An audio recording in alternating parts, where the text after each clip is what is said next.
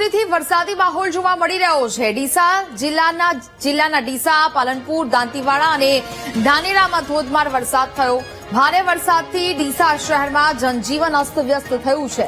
ડીસા શહેરના વણજારાવાસ વિસ્તારમાં નદી વહેતી હોય તેવા દ્રશ્યો સર્જાયા। લોકોના ઘરોમાં કમર સુધી વરસાદી પાણી ભરાયું છે।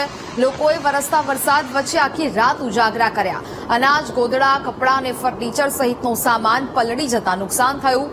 વણજારાવાસ વિસ્તારમાં દર વર્ષે ચોમાસામાં વરસાદી પાણી ભરાવાની સમસ્યા જોવા મળે છે। નગરપાલિકાને ઘણીવાર રજૂઆત કરી હોવાનો સ્થાનિકોએ આક્ષેપ કર્યો છે।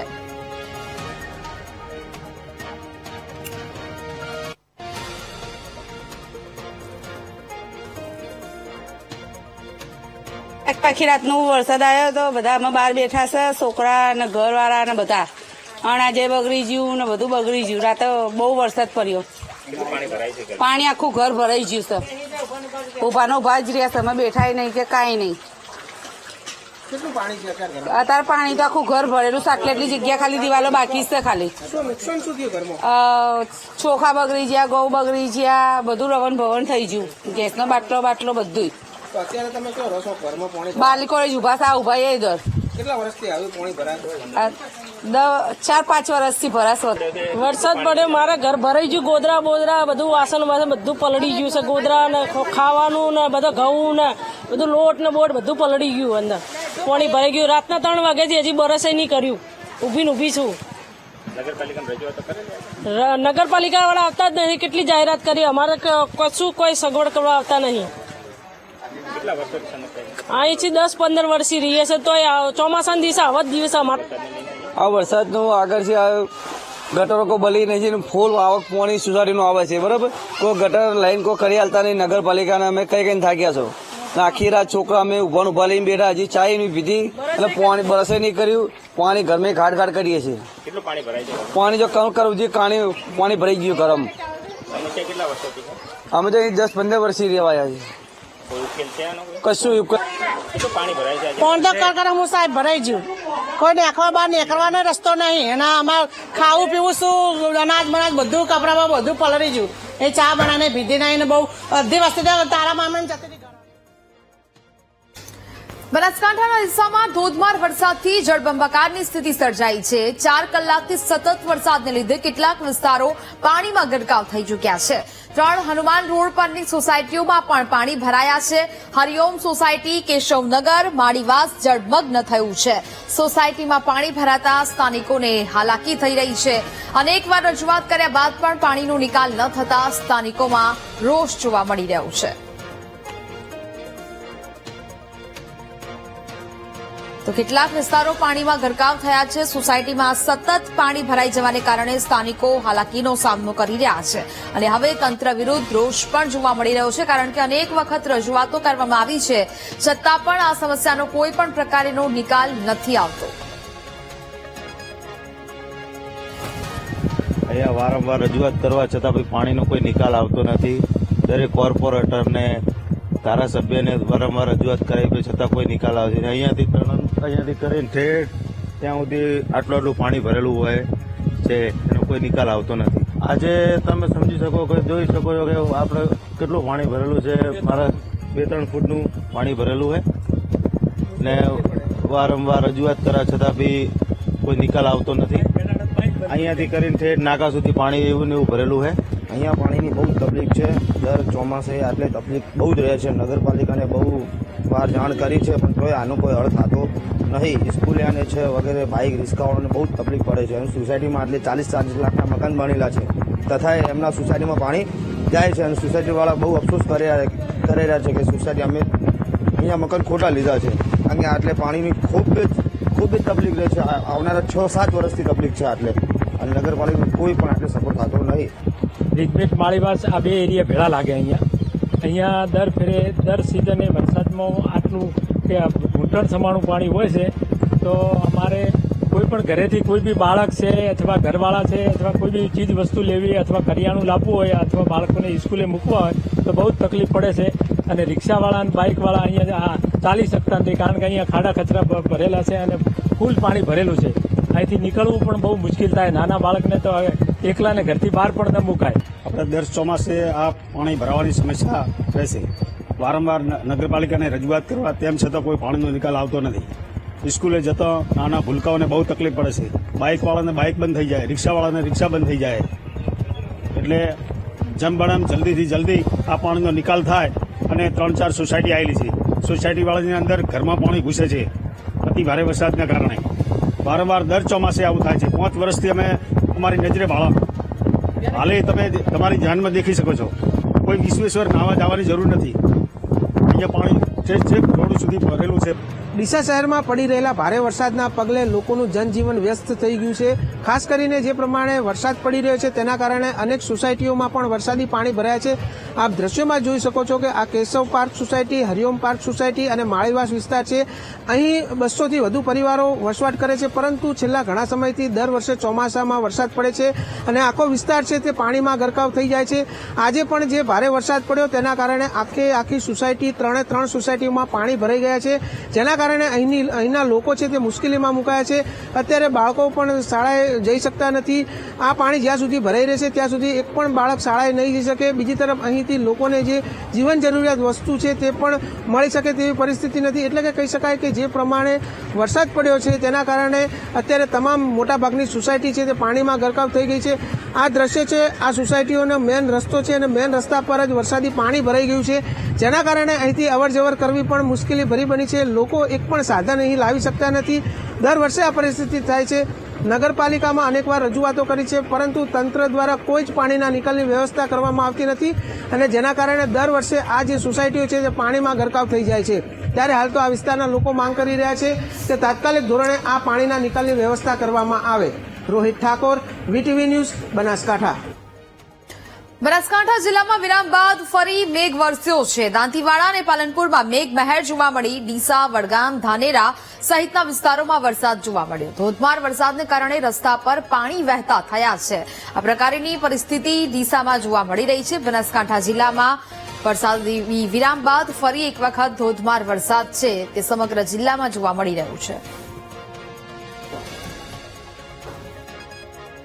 બનાસકાંઠા જિલ્લામાં લાંબા સમયના વિરામ બાદ ગત મોડી રાત્રેથી જ ધોધમાર વરસાદ વરસી રહ્યો છે. આપ દ્રશ્યમાં જોઈ શકો છો કે આ ડીસા શહેરનું મામલતદાર કમ્પાઉન્ડ છે.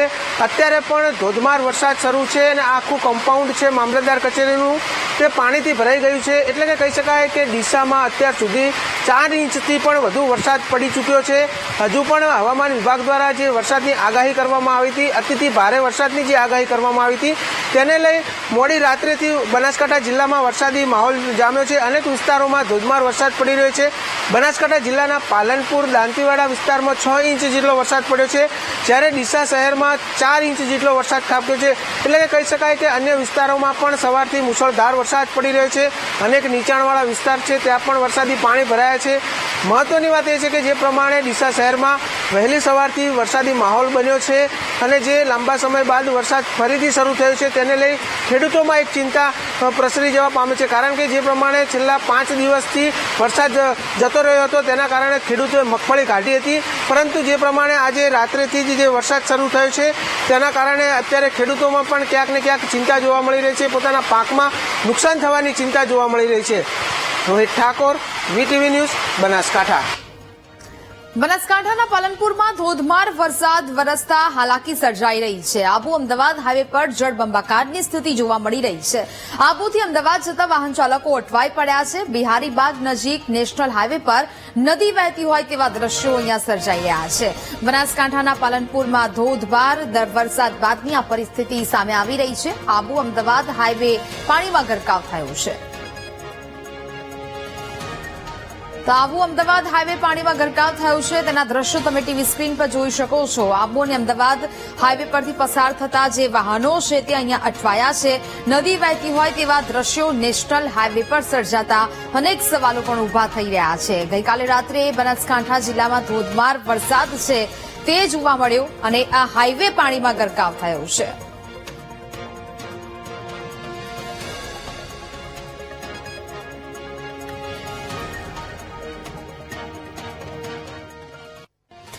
બનાસકાંઠાના ડીસામાં વરસાદે આફત વરસાવી છે. ગત રાત્રિથી પડેલા વરસાદમાં જનજીવન ખોરવાયું છે, જ્યાં ડીસામાં અનેક સ્થળે નુકસાનીના દ્રશ્યો સામે આવી રહ્યા છે. ભારે વરસાદમાં નાનાજી દેશમુખ ગાર્ડનની દિવાલ ધરાશાયી થઈ.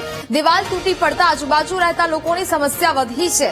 દિવાલમાં નુકસાન થતા નજીકની સોસાયટીઓમાં વરસાદી પાણી ફરી વળ્યા છે. કરોડોના ખર્ચે બનેલા બગીચાની દિવાલ પડી ભાંગતા કોન્ટ્રાક્ટર સામે લોકોમાં રોષ વ્યાપ્યો છે. જ પ્રકારે આ નુકસાનીના દ્રશ્યો છે તે પણ સામે આવી રહ્યા છે. સતત વરસાદને કારણે સમસ્યા છે તે વધી રહી છે અને હવે કોન્ટ્રાક્ટર સામે પણ લોકોનો રોષ જોવા મળી રહ્યો છે, કારણ કે બગીચાની આ દિવાલ છે તે પડી ભાંગી છે.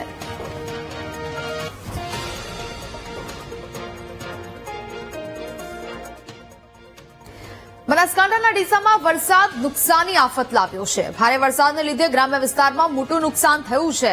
કુચાવાડા ગામે પાણીના પ્રવાહમાં દુકાનનો ભાગ ધરાશાયી થયો. વોકડાના વહેણથી વેપારીને ભારે નુકસાન થયું છે. ભારે વરસાદને લીધે મગફળી સહિતના પાકમાં પણ બગાડ થયો હોવાનું જોવા મળી રહ્યું છે. ભારે વરસાદ બાદ નુકસાનીના દ્રશ્યો અનેક જગ્યાથી સામે આવ્યા. કુચાવાડા ગામે દુકાનનો ભાગ ધરાશાયી થતા વેપારીને નુકસાન થયું. દુકાનનો ભાગ પાણીના પ્રવાહમાં તણાયો હોવાના દ્રશ્યો સામે આવી રહ્યા છે.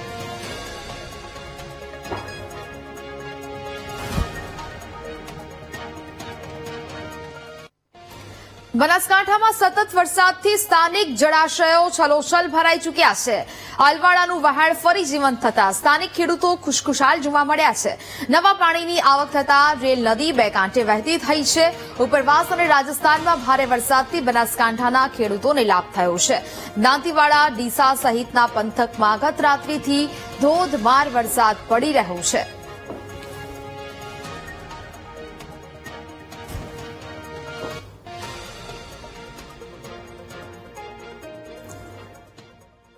તો ભારે વરસાદથી બનાસકાંઠામાં રસ્તાઓ પાણીમાં ગરકાવ થયા છે. પાલનપુર આબુ રોડ હાઈવે પર એક તરફનો રોડ બંધ થયો છે. બિહારી બાગ પાસે પાણી ભરાઈ જતા ટ્રક ખોટકાઈ. ભારે વરસાદથી નેશનલ હાઈવે 4 ફૂટ જેટલું પાણી ભરાયું છે. રાજસ્થાનને જોડતો મુખ્ય નેશનલ હાઈવે પાણીમાં ગરકાવ થયો છે. પાણીમાં વાહન બંધ થતા લોકોએ ધક્કા માર્યા હતા. પાલનપુર આબુ રોડ પર વાહન ચાલકો અટવાતા ટ્રાફિક જામ થયો. નેશનલ હાઈવે ઓથોરિટીની બેદરકારી, વાહન ચાલકો હેરાન થઈ રહ્યા છે. રાત્રે પડેલા 4 ઇંચથી વધુ વરસાદને લઈને ઠેર ઠેર પાણી ભરાયા છે. અહીંયા આપણે દ્રશ્યો બતાવ્યું છે. અહીંયા એ મુખ્ય માર્ગ છે જે આબુ રોડને જોડતો મુખ્ય માર્ગ છે. પાલનપુરના બિહારી માર્ગ ઉપર અહીંયા તળાવ જેવા દ્રશ્યો નેશનલ હાઈવે પર જોવા મળી રહ્યા છે. અહીંયા અનેક વાહનો પાણીમાં ગરકાવ થઈ ગયા છે. વાહનો પણ બંધ પડી રહ્યા છે. અહીંયા તમામ જે વાહન ચાલકો છે તે અટવાયા છે, કેમ કે ગત રાત્રિએ ફરી એકવાર પાલનપુરમાં મેઘરાજાએ મંડાણ કર્યું હતું ને 4 ઇંચથી વધુ વરસાદ વરસી ચૂક્યો છે. ત્યારે આ દ્રશ્યો છે પાલનપુર નેશનલ હાઈવેના, જે હાઈવે છે, જે મુખ્ય હાઈવે, જે રાજસ્થાનને જોડતો મુખ્ય હાઈવે છે, તે હાઈવે ઉપર કેડસમાં પાણી ભરાયા છે. અહીંયા તમામ વાહનોની લાંબી લાઈનો લાગી છે. અહીંયા ટ્રક પણ બંધ હાલતમાં જોવા મળી રહ્યો છે. ટ્રક બંધ થવાથી અહીંયા માર્ગને ડાયવર્ટ કરવામાં આવ્યો છે અને સિંગલ જે હાઈવે કરવામાં આવ્યો છે, કેમ કે અહીંયા રાજસ્થાનથી ભારે ટ્રાફિક રહેતું હોય છે. રાજસ્થાનના તમામ વાહનો અહીંથી પસાર થતા હોય છે. આપ દ્રશ્યોમાં જોઈ શકો છો કે ટ્રકના બોનેટ સુધી પણ પાણી આવી રહ્યા છે. એટલે કે કેડસમાં પાણી આ નેશનલ હાઈવે ઉપર જોવા મળી રહ્યા છે. જે પ્રકારે અહીંયા તમામ જે આ મુખ્ય માર્ગ છે તે માર્ગ પાણીમાં ગરકાવ થયો છે અને અત્યારે ડાયવર્ઝન પણ આપવામાં આવ્યું છે, કેમ કે આ મુખ્ય માર્ગ ઉપર જ કેડસમાં પાણી ભરાયા છે. ત્યારે પાલનપુરમાં ગત રાત્રે પડેલા ભારે વરસાદને લઈને અહીંયા તળાવ જેવા દ્રશ્યો નેશનલ હાઈવે પર જોવા મળી રહ્યા છે. નેશનલ હાઈવે ઓથોરિટી દ્વારા પાણી નિકાલ કરવા માટેની કોઈ વ્યવસ્થા કરવામાં આવતી નથી અને જેના કારણે વરસાદના સમયે આ મુખ્ય માર્ગ ઉપર જ પાણી ભરાઈ રહે છે. ત્યારે અનેક વાર રજૂઆતો પણ થઈ ચૂકી છે, પરંતુ આ સમસ્યા ઠેરની ઠેર છે અને તેનો કોઈ નિકાલ આવતો નથી અને જેના કારણે આ માર્ગ પાણીમાં ગરકાવ થઈ જાય છે અને હજારો વાહન ચાલકો રાહદારીઓ અટવાય છે. ત્યારે અહીંયા દ્રશ્યો બતાવીશ તમને કે આ તમામ જે માર્ગ છે તે માર્ગ પાણીમાં ગરકાવ થયો છે અને જેના કારણે અનેક વાહન ચાલકો અત્યારે અટવાયા છે. મોગજી ચૌધરી, વીટીવી, બનાસકાંઠા.